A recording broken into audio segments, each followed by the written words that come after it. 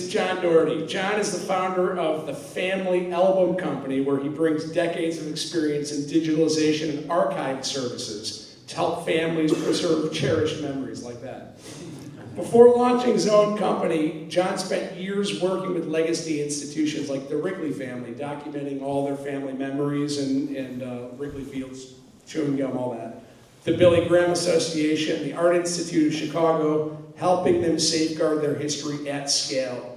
His work included digitalizing everything from 15th century Italian maps to millions of irreplaceable photo negatives. It's not just the artifacts, it's about the people, the stories, and the legacy left behind.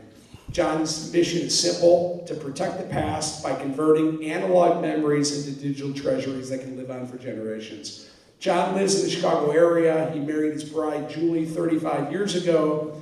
He has 3 children, 3 grandchildren. He's crazy, loves to run marathons, do mini tries, and he plays golf. So with that, please give John a big round of applause.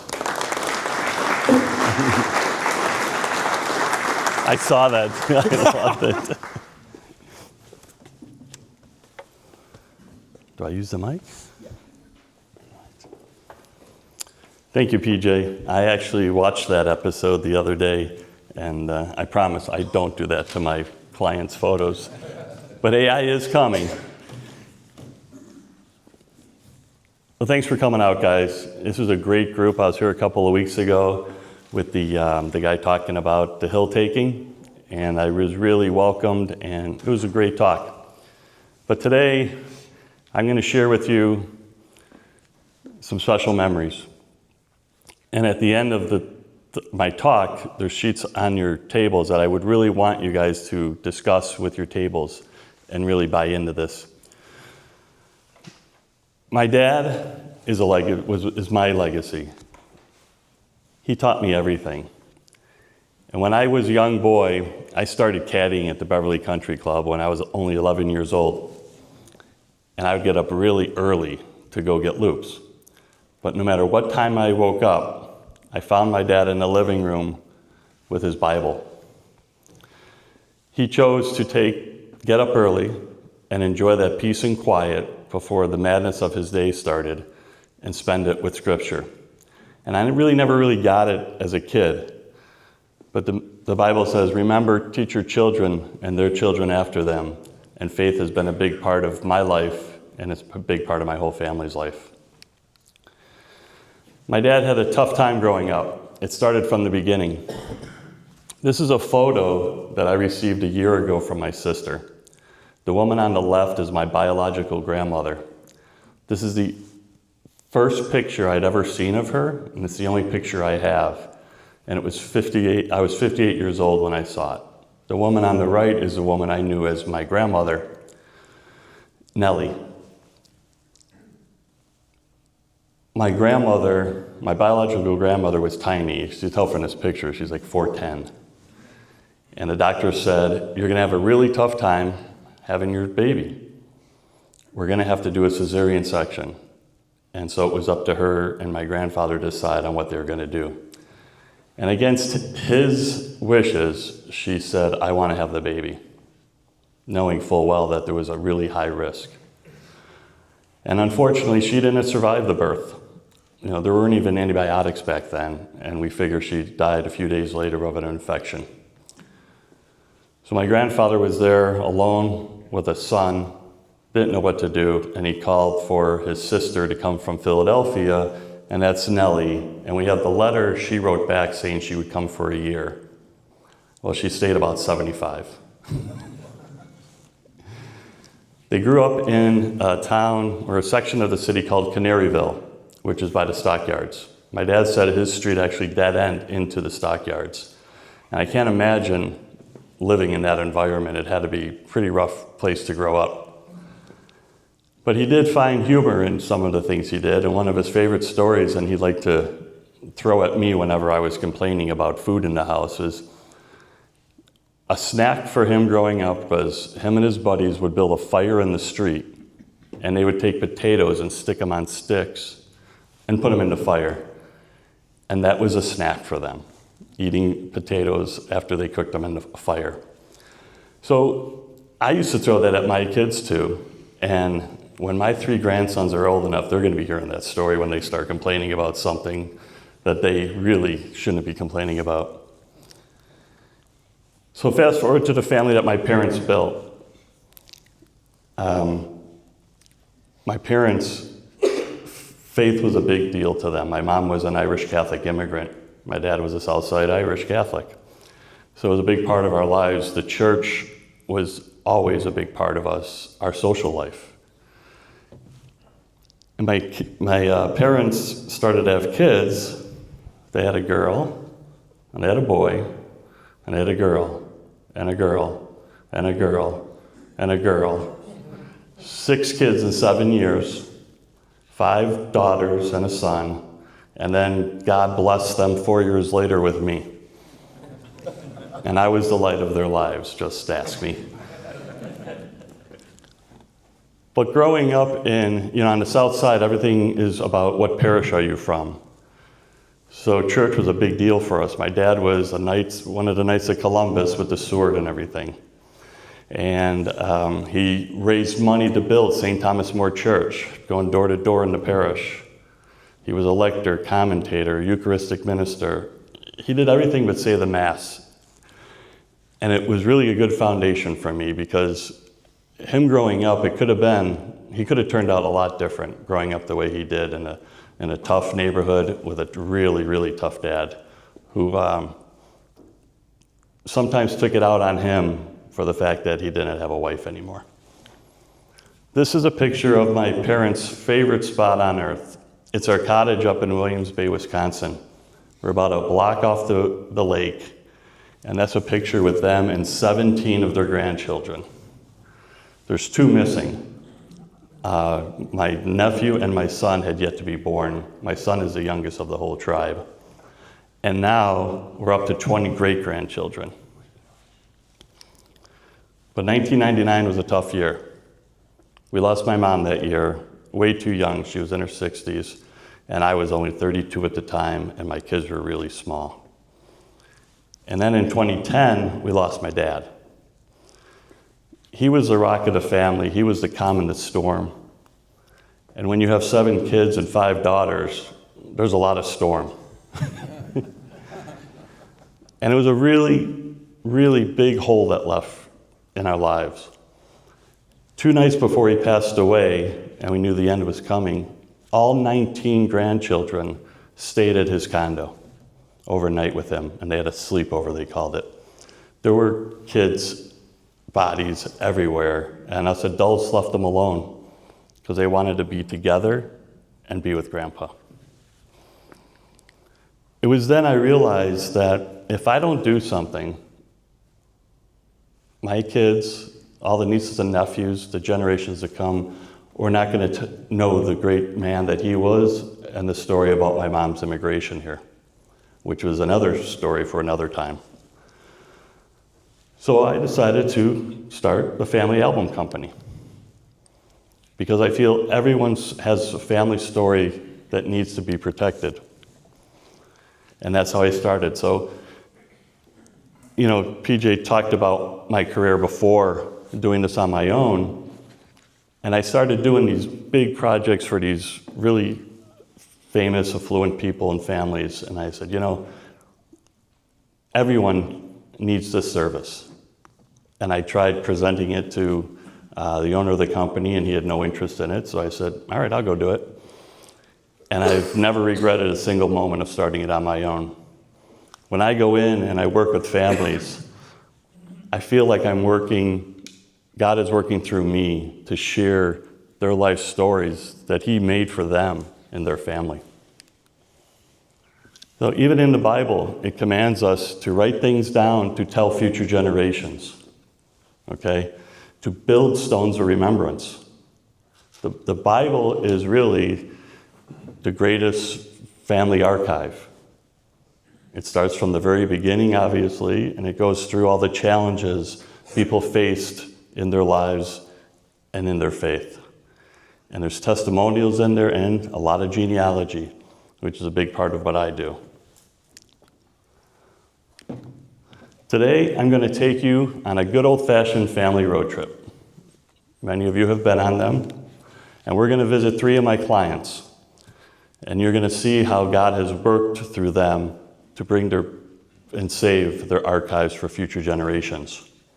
But before I get started, does anyone need to use the restroom? Because God help any one of you if I have to stop this car on this trip, okay? My first visit is with John and Iris.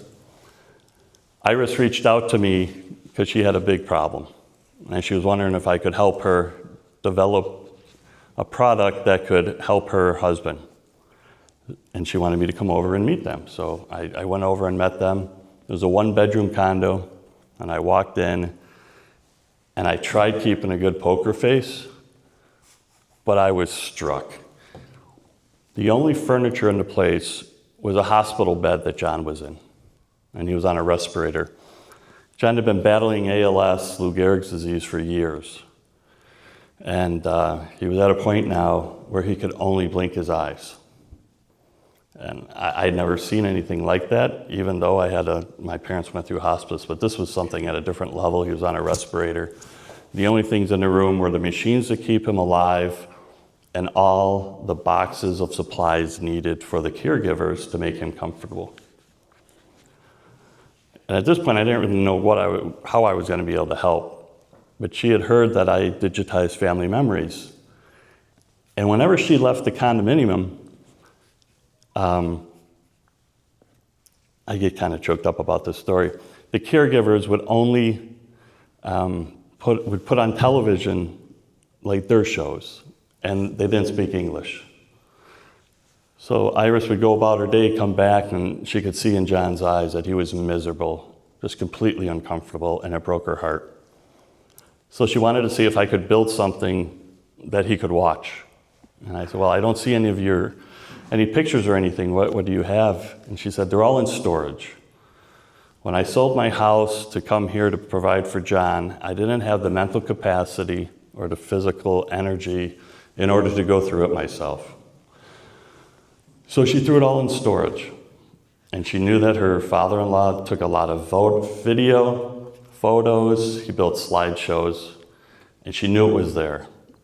So I told her I would take it, go to the storage locker, take everything and bring it back to my team. And that's what I did. And we laid everything out. This is just a small sampling of what we had. Stuff is still in picture frames that were on the walls. There was tons of reel-to-reel tapes, many VHS tapes, and there were 60 slide carousels. That is a lot of photos. So my team set out to start separating this and figuring out what we had. And it went all the way back to the 1890s in Germany. And then we found postcards from World War I written back to Mom. There's 2 letters from the front from 18-year-old boys not knowing if they were ever going to make it home to see their mom, or even be able to write them, or come home to see her ever again. They had heard stories and they were supposed to meet the enemy the next week.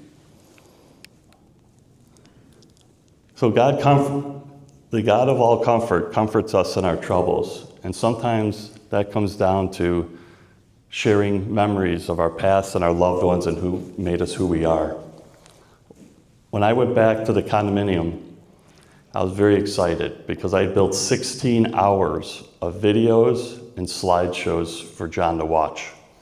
So I walked in and I asked Iris to sit on the bed next to John while I showed her how to work the slideshows and the movies on the TV, and I was very excited. I was really just focused on showing her everything.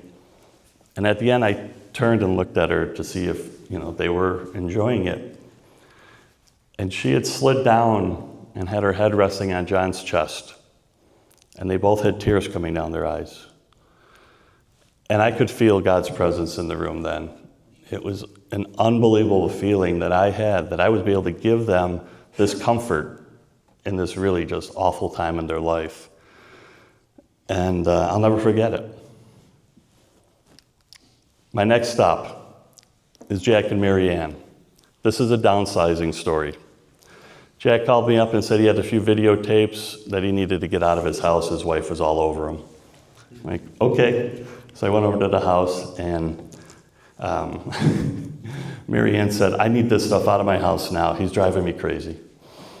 Okay, so what are on the tapes? She goes, we have like 200 tapes of our kids' performances. And God bless John, because he videotaped every single performance that his kids ever did from 3rd grade on. There were 186 videotapes lasting at least 2 hours in 4 very large plastic bins from, like Home Depot. And I said, okay, so why is it such a big to-do about getting him out of the house, Mary? And she said, we just downsized from a 5-bedroom home to a 3-bedroom ranch, and I have no room in my home for this stuff. I want this stuff out as fast as you can. Okay, well, I can take care of that. I'm going to take all your tapes, all 186, and we're going to put them on a thumb drive, and then you can throw everything out.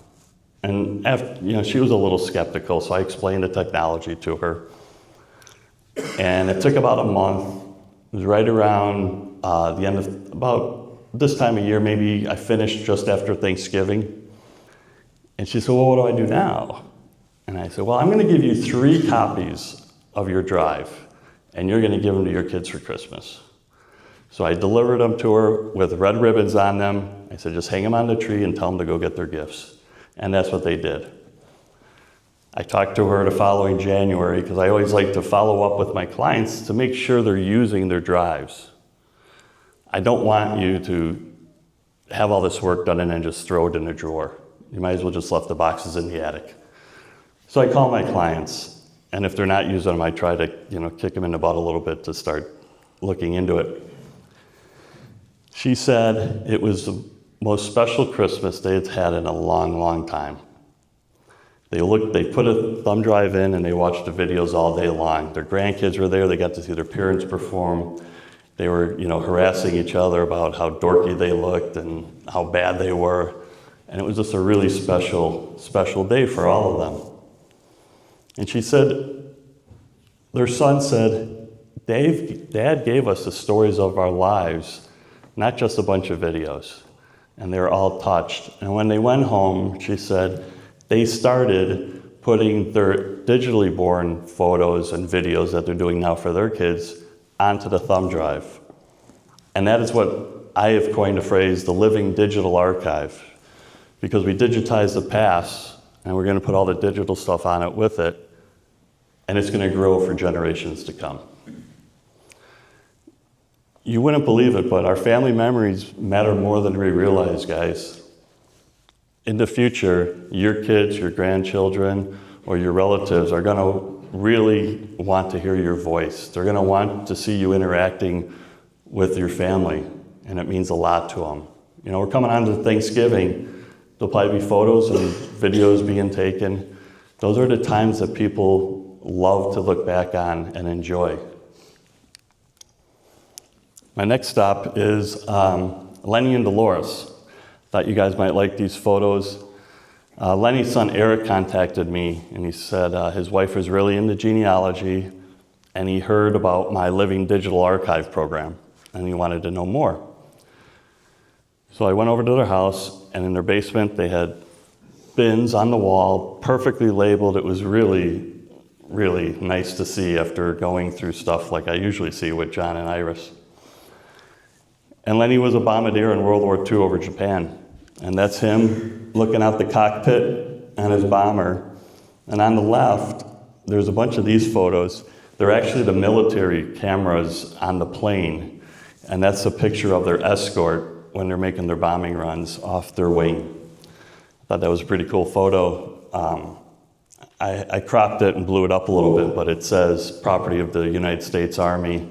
It had the coordinates of where they were at. It's really, really cool stuff he had. But in all of that, I really love the stories. And I found this plastic bin of letters. And they were in the envelopes, and they were in that tissuey paper that some of you might remember because they wanted to keep the weight down for airmail. Lenny came back from the war in fall of '46 and went back to college, Illinois College in Central Illinois. But his girlfriend was in Chicago, Dolores, and he wrote her every day they were apart. He wrote her a love letter every single day, sometimes twice and sometimes 3 times a day. When we were finished, there were over 3,000 pages of letters. And he used to really like to write on the flaps, he'd write little love notes or draw little pictures on the flaps of the envelopes. And it was just an incredible collection. He was a prolific writer. He wrote another letter I found to his counselor back in college about the fire bombing of Tokyo. And you know how they say there's no atheists in a foxhole? Well, there were no atheists on those airplanes, because up until that point, they were flying at 25,000 feet, but they were very ineffective. So for this run, they said we're flying at between 5,000 and 9,000 feet. And everyone there knew they were in trouble, because at 5,000 to 9,000 feet, the anti-aircraft guns can reach them. And they knew they were in for a really long night. Most of them, he said, didn't feel like they were ever going to come home. But they had a job to do, and so they did it. When he talks about the actual bombing run, it was the first time napalm was ever used in battle, and we burnt Tokyo to the ground except for the Imperial Palace. And he told his professor he could feel the heat on his seat coming up from the ground when Tokyo was burning. It was reading it just gave you chills. He also had all these stuff from his service years. Guys, our kids are not going to be going through our bins and boxes anymore. I hate to tell you that, but stuff you got from earlier generations, it's just not something they want to do. They want everything on their iPad and in their hand. So what we do is we take pictures of items that really mean a lot to the family. And then it's in the archive. We still retain this and we pack it up so it will last in case people want to come back and pull it out. But for the digital archive, we just take photos of everything, and it's really cool. He had a dagger engraved for Tokyo. That's his service medal, his hat. And his brother was a tank commander in Europe. And they got these bronze medals, these coins, and it shows the campaign that they went on with their tanks. Really cool stuff. And it said that a man protects his family's story. And that's what my client Eric is doing. He's protecting the story of Lenny and Dolores and his family. So those stories now that they're reading is what I call spiritual inheritance.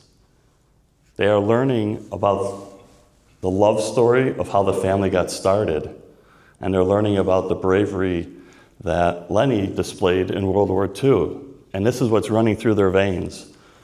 So hopefully by knowing these stories, when times get a little tough, they can look back and draw strength from these stories.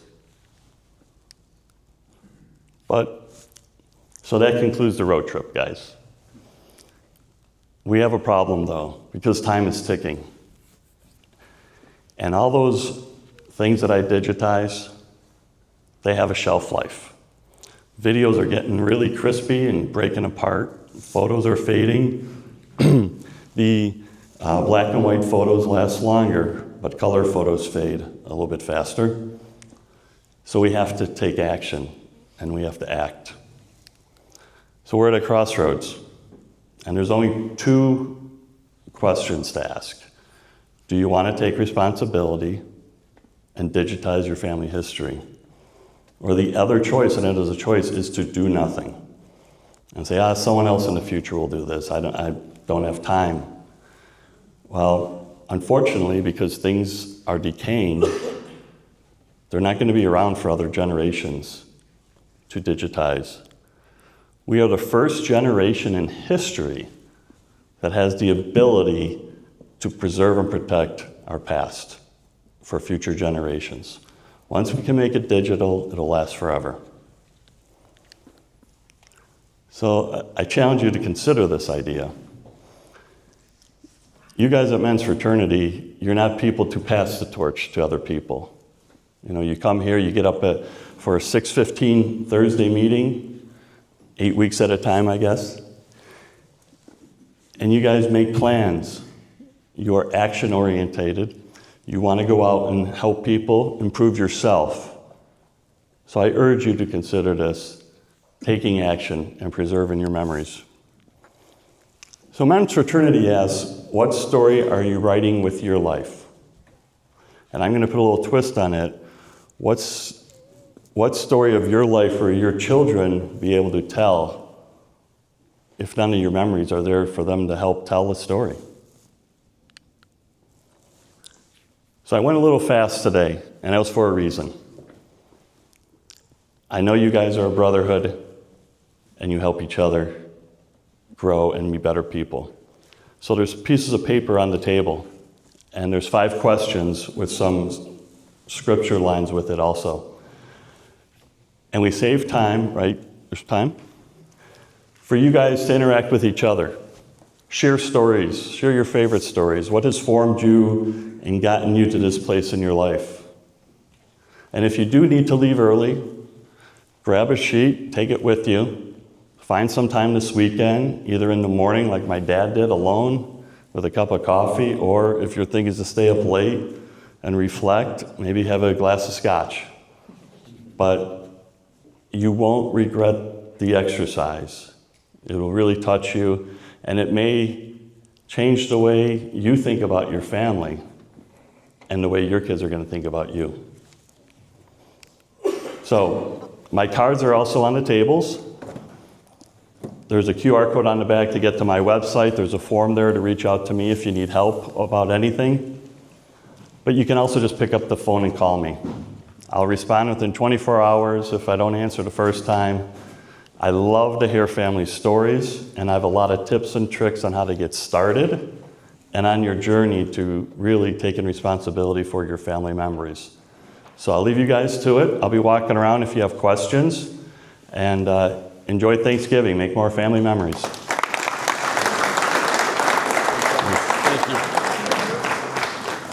All right, guys, we've got about